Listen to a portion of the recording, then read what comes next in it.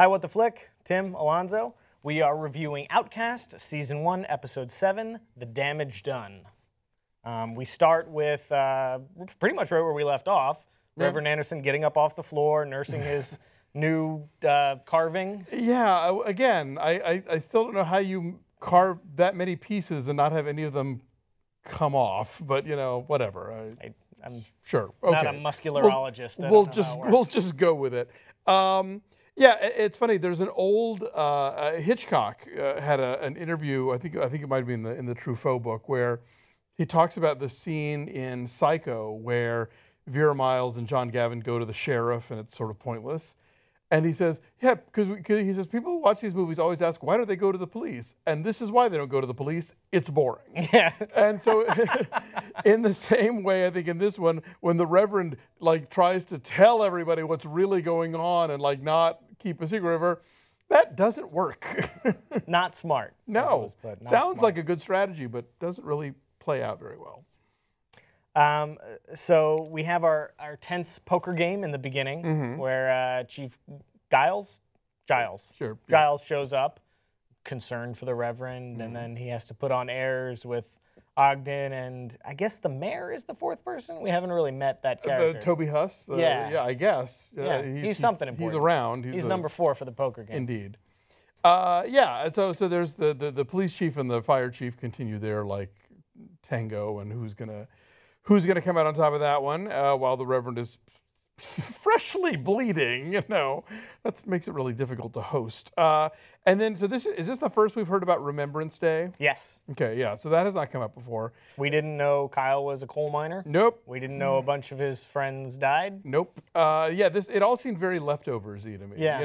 That's the kind of holiday observation they would have. I forget what they call it, in fact, but they have one just like it. But yeah, so apparently all these people that Kyle works with died in a mine shaft collapse. I assume. We think, and he, for whatever reason, was not there, which I guess is part of why people look askance at him, because he survived. I guess. I'm sure we'll find out more about all this as it comes together. Perhaps he's dealing with survivor's guilt, which would be another reason he's sort of fucked up, but... Yeah, this is the episode, I think, for people who are really upset about the family stuff. There's a little catharsis where the wife maybe kind of starts understanding what actually went down, and, Kyle gets to spend time with his daughter. So it seems like there's some possible movement in a good direction there, except for the fact that the wife is still possessed, we think. Oh, I don't think so. No? No. But I was wrong about Mildred being in a coma and not dead. She's dead. Yeah, they seem kind of vague about the wife. There seem to be some, I feel like she fluctuates back and forth from being herself and having agency and sort of realizing, oh God, what is going on and what did I do to my daughter, to still not having been completely expunged in the way that nobody else was either. You know? I mean, my money, if somebody's possessed and touching them doesn't reveal that, my money's on the daughter, not the wife now.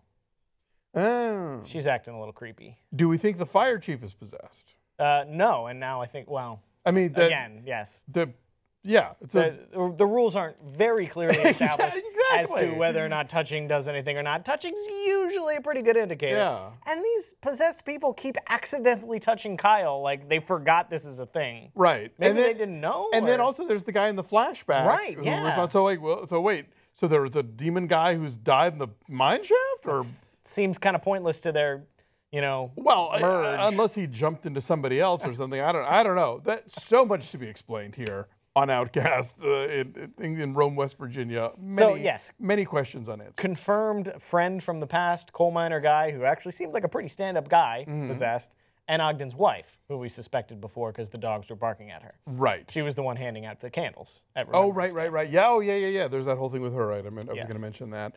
So there's all that nuttiness, and then meanwhile in B story, teen rapist who has grown up is now just proving himself to be even more despicable than ever. Right, not changed. No, Very much still an asshole. A little surprised at how dense the husband was about the notion of what his wife clearly survived and endured, but she finally had to spell it out for him.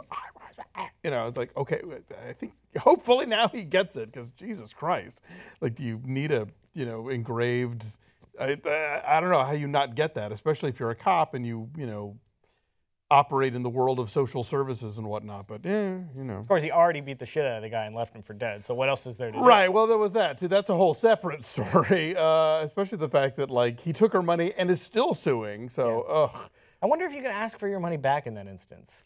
Yeah. Like, hey, the hush money didn't play out the way I wanted it to. I'm sorry, you didn't accept my bribe, so I'd like it back, please. Yeah, that's some hinky business, and I think clearly they're setting this guy up for something really terrible to happen to. Just it seems like in the world of the show that would be how that would play out. But I don't know if Kyle's powers can manifest itself in themselves in other ways, that he can sort of seek some vengeance on her behalf. But anybody who's being painted as this despicable has a doozy of a comeuppance coming his way, generally speaking. So you think our stories that are drifting further and further apart are going to somehow come back and intertwine themselves again? Some sort of, because like that storyline has like nothing to do with demons and nothing to do with Kyle. Yeah, it seems non-demony at all. I think that Kyle gets brought in because she's one of the few people who's kind to him, and at some point he'll want to come to her aid. What that means, I don't know. How that manifests, I don't know. But yeah, no, you're right, though. Otherwise, that is very much a walled-off subplot that doesn't have anything to do with the sort of supernatural / occult stuff that's going on in the rest of the show. Yeah, it very much feels like two different shows, at least right now. They started very similar, and like Megan and Kyle haven't even seen it. Well, I guess last episode they had lunch, but very little solid interaction. Yeah, I mean, I think also it's one of those things where it's a small town, and so everybody's all up in each other's business anyway. And so even there's a rippling effect of even people who aren't directly involved with Kyle. They know who he is. They have an opinion about him. They wonder why he's back in town, that kind of thing. So in a way, everything that happens there affects everybody else because it's Peyton plays with devils. I don't know. All right, so the sort of wrap up to the episode is we finally get to Remembrance Day. Right. And it's an evening, it's a candlelight vigil. They have a ceremony where they write names on chunks of coal and then burn them because the environment doesn't matter. Well, you already live in a mining town. There's probably not much else you can do at this point. In this scene, Giles, man, I'm not going to get it. I'm just not going to get it. Giles. The chief. Reggie Cathy. Yes. Confronts Ogden after doing a little detective work with Kyle to determine that he's not at least touch-sensitive possessed. And, he says, hey, I did burn the trailer down, and if you're smart, you'll look the other way. Yeah, you would be wise not to pursue this further. Because that's how you got this gig in the first place. It's like, it's tough for a black man in the rural South to be the chief of police, and here you are, and that comes with expectations that you let me do what I want. Right. Best not to know. Yeah, so I suspect that that investigation is going to continue anyway. Yeah, I almost expect that to be like a third story that goes in a completely unrelated direction.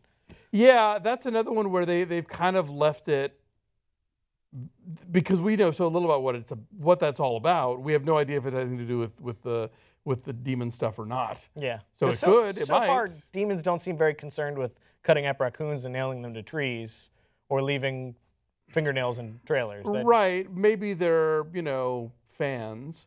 Okay. Maybe they're people who understand there's dark stuff going on and they're trying to maybe summon something or, get in on the action in one way or another as, amateurs. I don't know. Okay. But, I like not knowing. I don't like spoilers, and I don't stay up nights trying to craft scenarios about what might happen. Like, bring it in. I also let it unfold. I like not knowing. I don't want to not know in 4 more episodes, though, when the season's done. I need to know some things. Sure, yeah. Leave me with something.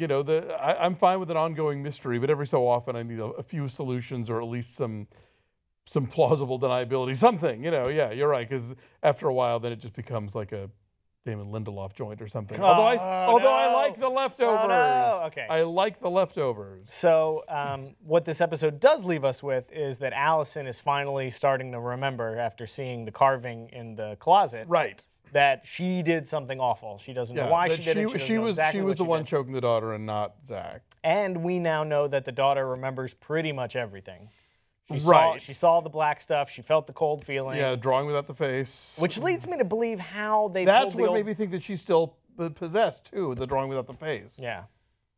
So we haven't seen her do anything since, like, outside of those flashbacks. That's awful. Maybe be just a neglectful mother. Well, I mean, a couple episodes ago when he was sort of like too close to the house and they were having their confrontation, she seemed to be kind of like drawing back and forth with some sort of like, you know, like she was. There were certain expressions on her face that seemed to indicate that somebody else was home. You know. Yeah, I read that as sort of a red herring to fool us. Quite possibly, but. Always a possibility. We'll see. So I guess at the end of the episode, she forgives Kyle and then bolts, realizing that she was the problem and not him. Although I have to say, I was a little concerned about the fact that they had sex because it becomes that thing. Because you're super prude? No. Yes. No, because it becomes that thing where he technically still has a restraining order against her. And if she, changes her mind, or if the devil inside changes, wants to make life difficult for him, she could be like, he raped me or something, or and I'm pregnant and here's the proof. Or something like made an outcast demon spawn baby, which is secretly the key to all this. Yeah, there's a lot of DNA going around there that I just think could be trouble later if somebody wants it to be trouble. So I don't know where that's going, if anywhere. Maybe not. Maybe I'm being unduly concerned. So we're left right where we were last time with lots of questions. Yes. Speculation for next week. And Sydney is still trouble. All right. We'll be back next time. Thanks, you guys.